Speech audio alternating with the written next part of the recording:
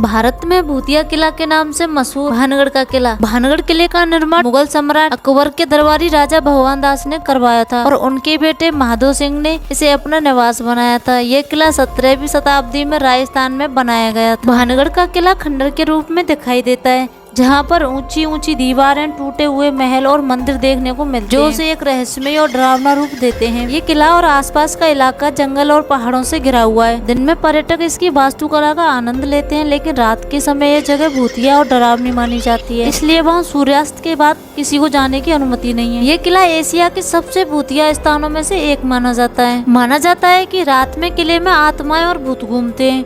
लोगों ने रात में चिल्लाने, चूड़ियां तोड़ने और रोने जैसी आवाजें सुनने का एहसास किया है।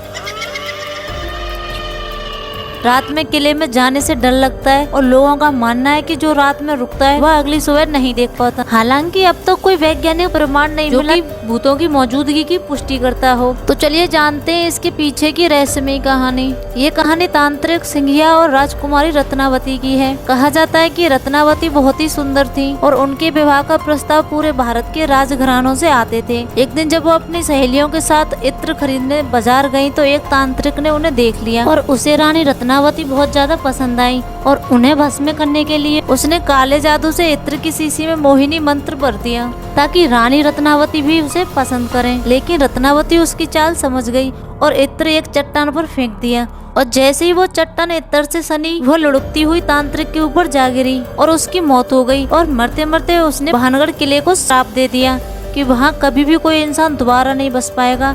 अगले ही वर्ष किले पर हमला हुआ और राजकुमारी सहित पूरा राज्य उजड़ गया और कहा जाता है कि इसी श्राप की वजह से भानगढ़ का कभी पुनर्जन्म नहीं हो सकता। और आगे ऐसी रहस्यमयी बातें जानने के लिए चैनल को सब्सक्राइब करें और वीडियो को लाइक करें।